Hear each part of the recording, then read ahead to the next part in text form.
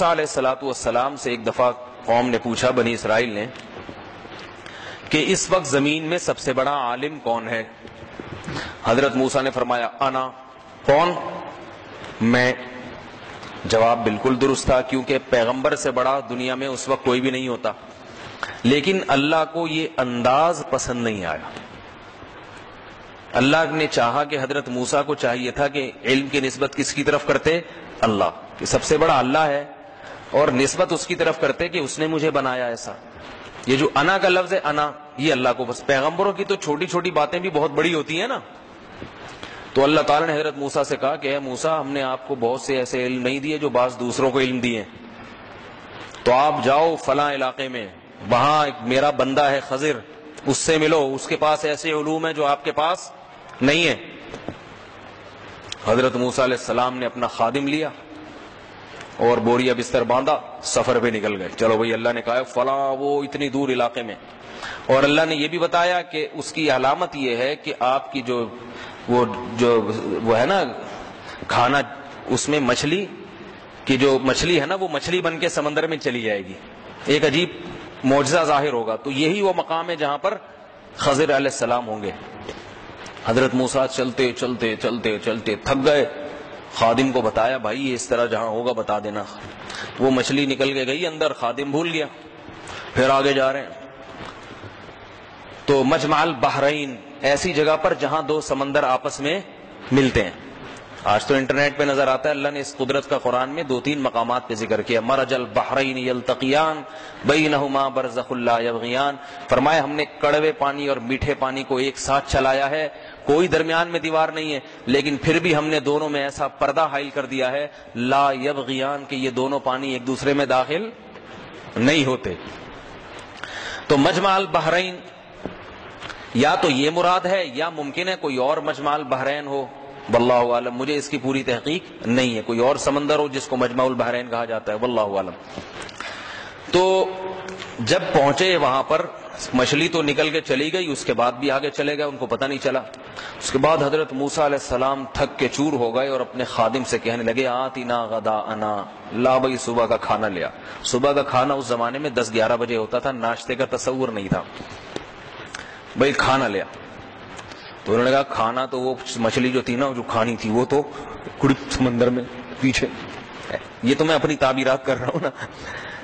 موسیٰ علیہ السلام نے کہا بے بھائی وہی تو جگہ تھی جہاں ہم نے ٹھہرنا تھا، ہم تو اتنا ایک دن چل کے آگے پہنچ چکے ہیں۔ فارتدا علی آثارہما قصصا، اپنے قدموں کے نشانات تلاش کرتے کرتے واپس پہنچے۔ فوجدا عبدا من عبادنا، وہاں ہمارے بندوں میں سے ایک بندہ دیکھا، آتیناہ من لدنا علما، جسے ہم نے اپنی طرف سے ایک علم دیا تھا، اسی لیے اس کو علم لدنی کہتے ہیں۔ حضرت موسیٰ نے فرمایا یاد رکھو حضرت موسیٰ علیہ السلام حضرت خضر سے بہت افضل ہیں، بہت افضل۔ بعض دفعہ کسی کو کسی سے کچھ سیکھنے کو کہا جاتا ہے نا، تو اس کا یہ مطلب نہیں ہے کہ وہ سکھانے والا سیکھنے والے سے افضل ہو گیا، فضیلت کا مدار تو کلی علم پر ہوتا ہے۔ تو حضرت موسیٰ نے کہا کہ بھئی اللہ نے مجھے آپ کے پاس بھیجا تاکہ میں کچھ باتیں سیکھوں۔ تو خضر، میں جلدی مختصر کرتا ہوں، اس کو سمیٹتا ہوں، ورنہ یہ ہے تو بڑا دلچسپ، دل چاہتا ہے بڑے مزے لے کے اس کو سنایا جائے، لیکن وقت بہت زیادہ ہو جائے گا۔ تو حضرت موسیٰ نے کہا کہ بھئی اللہ نے مجھے آپ کے پاس بھیجا ہے تاکہ میں آپ سے کچھ سیکھوں۔ خضر علیہ السلام نے فرمایا انک لن تستطیع معی الصبر، اے موسیٰ تم میرے پاس جو کچھ دیکھو گے اس پہ تم صبر نہیں کر سکتے۔ یہ کیوں فرمایا؟ اس لیے کہ حضرت موسیٰ تھے پیغمبر اور جلالی، پیغمبر برائی دیکھ کے برداشت نہیں کرتے، یہ پیغمبر کی خصلت ہے۔ اور حضرت خضر نے کچھ ایسے کام کرنے تھے جو بظاہر برائی تھے، وہ تو اللہ جانتے تھے نا کہ اس کے اندر کیا حکمت ہے، لیکن ظاہر صورت میں کیا تھے وہ برائی۔ تو اس لیے فرمایا کہ اے موسیٰ تم صبر نہیں کر سکتے، سمجھ رہے ہیں نا بات کو؟ تو حضرت موسیٰ نے فرمایا کہ ستجدنی انشاءاللہ صابرا، انشاءاللہ میں صبر کروں گا اور نافرمانی نہیں کروں گا۔ تو حضرت خضر نے فرمایا ٹھیک ہے، میں جو کچھ کروں دیکھتے جانا، اعتراض نہیں کرنا، یہاں تک کہ میں خود تمہیں آخر میں سب بتا دوں گا یہ کیوں کیا میں نے۔ فانطلقا، دونوں چلے ہیں جی، یہاں تک کہ رکبا فی السفینہ، کشتی میں بیٹھے، کشتی والے نے بڑا انعام کر کے دونوں کو بٹھایا, چلو جی تمہیں پار کرا دیتا ہوں. جیسے ہی کشتی پار ہونے کا وقت آیا, حضرت خضر نے کشتی کا پھٹا توڑ دیا, عیبدار بنا دیا کشتی کو. حضرت موسیٰ نے فرمایا کہ اس بندے نے کیا بگاڑا ہے بھائی آپ کا؟ ٹھیک ہے, اس بندے نے کیا بگاڑا ہے, آپ نے کشتی توڑ دی اس کی. تو حضرت خضر نے فرمایا الم اقل انک لن تستطیع معی صبرا, میں نے کہا نہیں تھا کہ آپ صبر نہیں کر سکتے. دیکھو یہاں صورتن تو یہ عیب ہے کہ بے صبری, لیکن یہ بے صبری دنیا کے لیے نہیں ہے بلکہ دین کے لیے. تو یہ صورتن بے صبری ہے, ورنہ حقیقت میں یہ حضرت موسیٰ کا کمال ہے کہ برائی دیکھ کے نہیں علی المنکر کا جذبہ ہے نا کہ بھئی یہ کیا, ایک مظلوم کے ساتھ ایسا کیوں ہو رہا ہے. تو فرمایا کہ اگر اللہ نے نہ بھیجا ہوتا نا تو حضرت موسیٰ اسی وقت حضرت موسیٰ ایسے جلالی تھے, ایک فرشتہ آیا حضرت موسیٰ کے پاس. حضرت موسیٰ نے پوچھا کون کا فرشتہ, کیوں بھائی, روح قبض کرنے آیا ہوں. زور سے تھپڑ لگایا, اس کے بیچارے کی آنکھ نکل کے گر گئی نیچے. فرشتے نے جا کے اللہ سے شکایت کی, اللہ تو نے اپنے کس بندے کے پاس مجھے بھیجا ہے. تو حضرت موسیٰ تھے جلالی, قبطی کو لگایا تھا نا ایک مکہ, نیت یہ تھی کہ جھگڑا ہو رہا ہے. حضرت موسیٰ نے شہر میں دیکھا کہ ایک آدمی فرعونی جھگڑا کر رہا ہے بنی اسرائیل کے ساتھ, دونوں لڑ رہے ہیں. تو لڑائی جب چھڑوانی ہوتی ہے تو پہلے تو شرافت سے سمجھاؤ, بولے بھائی الگ ہو جاؤ. نہیں چھوڑ رہے ہوتے نا تو جا کے ایک ایک مکہ دونوں کو لگاتے ہیں, نہیں لگاتے لوگ, نہیں سمجھ میں آئی. دیکھو جب کوئی لڑ رہا ہوں نا تو چھڑوانے کی کوشش کیا کرو. یہ بڑی صفاقی ہے, دو آدمی لڑ رہے ہیں اور آپ بیٹھ کے تماشا دیکھ رہے ہیں. آج ہم دیکھتے ہیں کہ لڑائی ہو رہی ہوتی ہے اور دوسرے دیکھ کے تماشا, مارنے دو ایک دوسرے کو, یہ درندگی ہے. کل آپ کی بھی لڑائی ہو سکتی ہے, آپ بھی چاہیں گے کوئی درمیان میں پڑے. اس وقت جو لڑنے والا ہے اس کی تو ذلت ہوتی ہے نا بھاگنے میں, وہ بعض دفعہ چاہ رہا ہوتا ہے کوئی دوسرا آ کے چھڑوائے, تو دوسرے تماشا دیکھ رہے ہیں. جیب کتروں کو پکڑ لو نا بس میں, اگر ایک آدمی پکڑتا ہے وہ پچھتاتا ہے. جیب کترا پکڑ لیا, دوسرے کچھ نہیں کر رہے, کہہ رہے خود ہی لڑ اس سے. بھائی وہ تو جیب کترا ہے, وہ تو اجتماعی دشمن ہے, اس کو تو سب مل کے کوٹو. لیکن یہ یقین کر لیا کرو پہلے ہے بھی یا نہیں ہے. ایسے کیسز بھی ہوئے ہیں, کسی نے اپنا جھگڑا کسی دوسرے پہ ڈال دیا, خام خامے جیب کترا کر دیا, اب لوگ بغیر وجہ کے کوٹ رہے ہیں اس کو پکڑ کے. تو وہ ایسے قتل کے واقعات بھی ہو چکے ہیں. ٹکر کسی اور نے ماری, پکڑا کسی اور کو. اب جب اور کو پکڑا, اس کو ایک مکہ لگایا تو سارے محلے والے آ گئے, بھائی اسی نے مارا. وہ کہہ رہے بھائی میں نے تو ٹکر ماری نہیں ہے, مار کے اس کو جان سے مار دیا.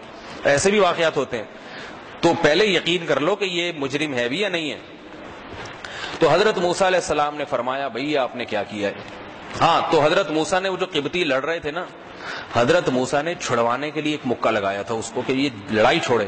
تو حضرت موسیٰ کو علم نہیں تھا کہ میرے مکے میں اتنی طاقت ہے. ایک مکہ مارا, فقضا علیہ, وہ بندہ کلٹی, وہ کلٹی ہو گئے, مر گیا. حضرت موسیٰ نے فرمایا ھذا من عمل الشیطان, یہ تو شیطان کا کام ہو گیا ہے, میں نے تھوڑی کیا, یہ تو غلطی ہو گئی, یہ کیا ہو گیا میرے سے. انہ عدو مضل مبین, شیطان تو کھلا ہوا دشمن ہے, گمراہ کرتا ہے. ایک جان کا قتل کروا دیا اس نے مجھ سے. تو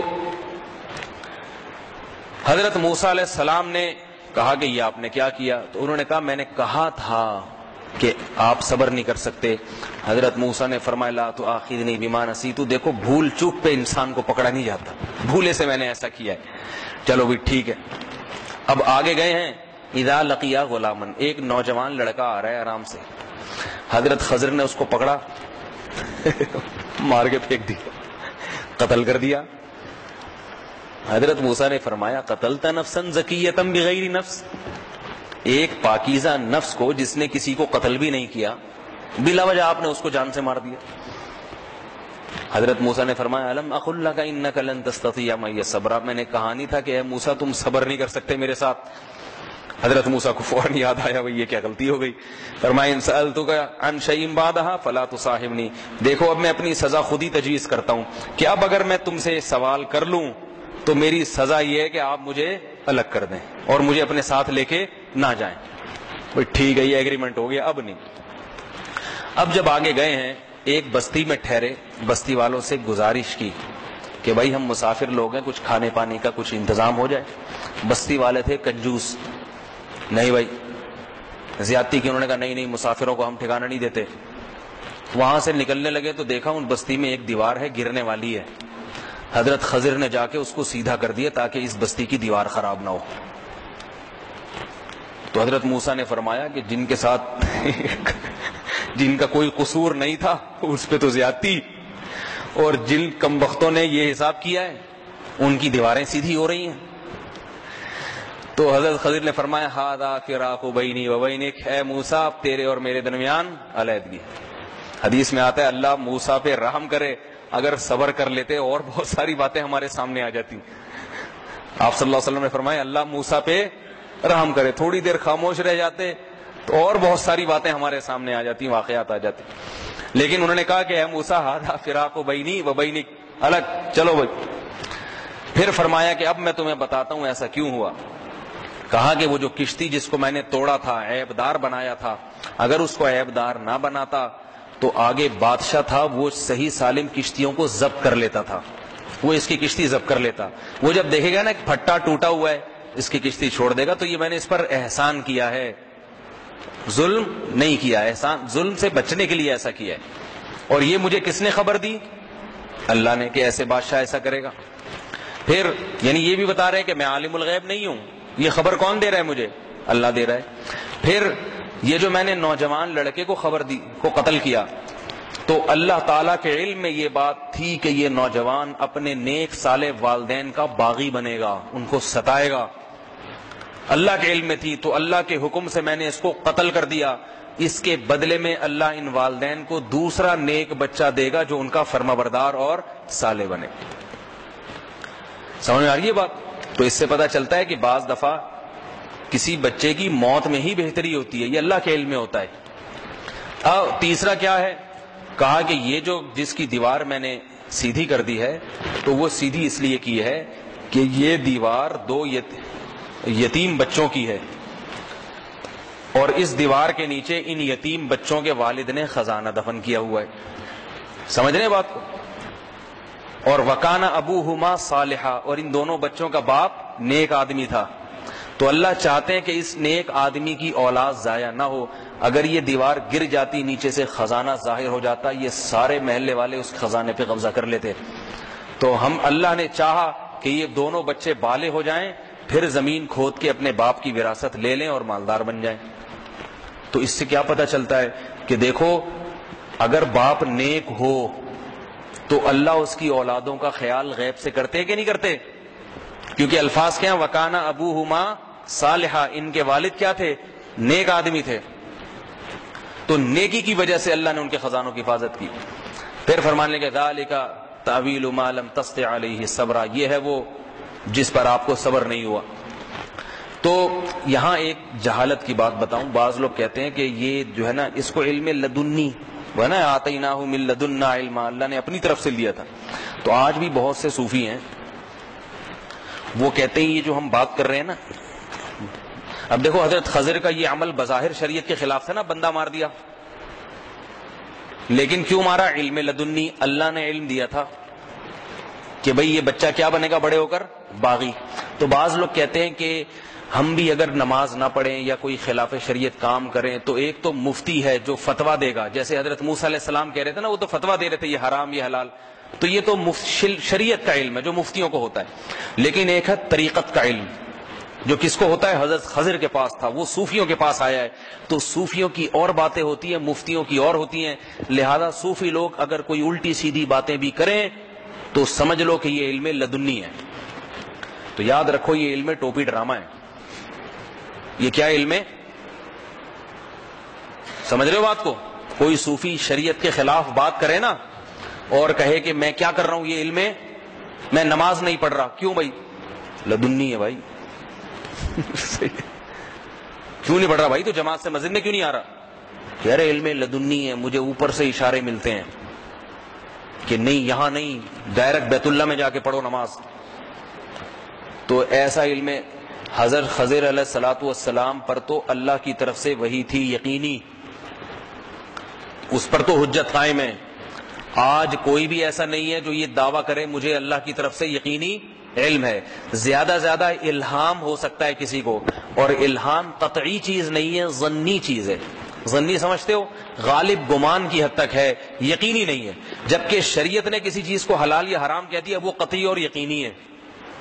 تو یہ موسیٰ علیہ السلام کے واقعے سے بعض جاہل صوفیوں کا یہ استدلال کہ مفتیوں کا دین الگ ہے اور طریقت الگ ہے، یہ جہالت کی باتیں ہیں. ہماری شریعت اللہ نے کامل کر دی. اب کوئی صوفی ہو یا کوئی صاحب طریقت ہو، اس کو بھی شریعت کو مقدم رکھنا پڑے گا. سمجھ رہے ہیں بات کو؟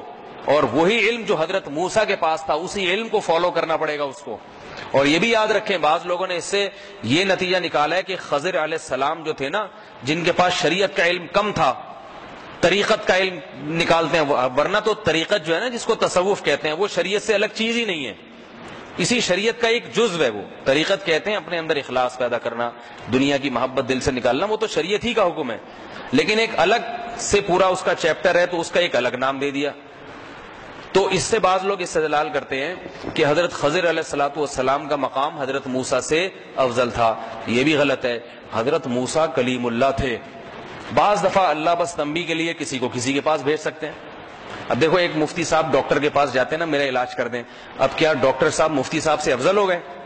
بھائی وہ علم اس کے پاس ہے، وہ ان کے پاس نہیں ہے. اور ایک ڈاکٹر کسی سائیکل والے کے، کسی پنچر والے کے پاس جاتا ہے، کہتا ہے کہ بھائی میری گاڑی کو پنچر لگا دو. پنچر والا کہتا ہے میرے تو گھر پہ بڑے بڑے ڈاکٹر آتے ہیں، بڑے بڑے بریگیڈیئر کرنل یہاں کے گاڑیاں روکتے ہیں، جب تک میں ٹھیک نہ کروں آگے جا ہی نہیں سکتے. مجھے وزیر اعظم اگلا میں ہی ہوں گا.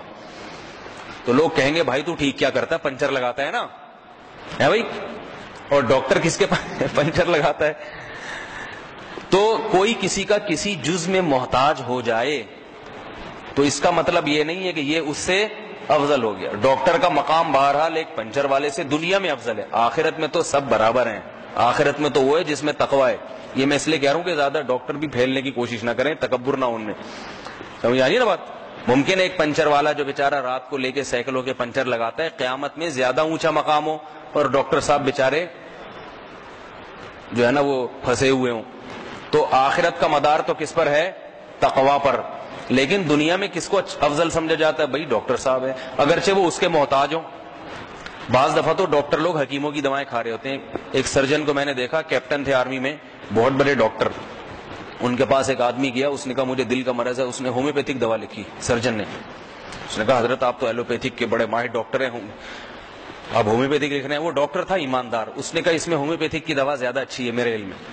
اس نے کہا آپ ہومیوپیتھک کو تو ڈاکٹر مانتے ہی نہیں. اس نے ایک اندر سے معجون نکالی حکیم کی اور کہا میں خود یہ کھا رہا ہوں، ہمدرد کی یا پتہ نہیں طیبی والوں کی یا کس کی تھی، قرشی کی، میں یہ خود کھا رہا ہوں. کہا یہ کیا بات ہے؟ اس نے کہا بھائی ہمیں ٹھیک ہونے سے مطلب ہے. بعض دوائیں حکیموں کی بڑی اچھی ہیں، وہ ٹھا کر کے لگتی ہیں جا کے. بعض ہومیوپیتھک کی اچھی ہیں، بعض ایلوپیتھک کی اچھی ہیں. جو اچھی لگے ہم تو وہ کھاتے بھی ہیں، کھلاتے بھی ہیں لوگ. لیکن آج کل ایسا حساب کتاب ہوتا نہیں ہے. حکیم کے پاس جاؤ، کہتے ہیں ڈاکٹر اور ہومیوپیتھک سارے فراڈی ہیں، انہیں کچھ آتا ہی نہیں ہے. ڈاکٹر کے پاس جاؤ، وہ ہومیوپیتھک کا مذاق اڑائے گا اور حکیموں کا بولے گا یہ تو بیوقوف ہے، لوگوں کو بیوقوف بنا رہے ہیں، اصل تو یہ ہے. اور ہومیوپیتھک کے پاس جاؤ تو وہ ایلوپیتھک کا ایسا نقشہ کھینچتے ہیں، کہتے ہیں یہ تو بیمار کرنے کے علاوہ کچھ کرتے ہی نہیں آدمی کو. تو یہ سب ایک دوسرے کے ہیں. تو ہونا یہ چاہیے کہ بھائی جس میں جو چیز مفید ہے وہ لے لو وہاں سے. کیا خیال ہے؟ تو خیر، تو اللہ تعالیٰ نے حضرت موسیٰ علیہ السلام کو زیادہ اونچا مقام دیا.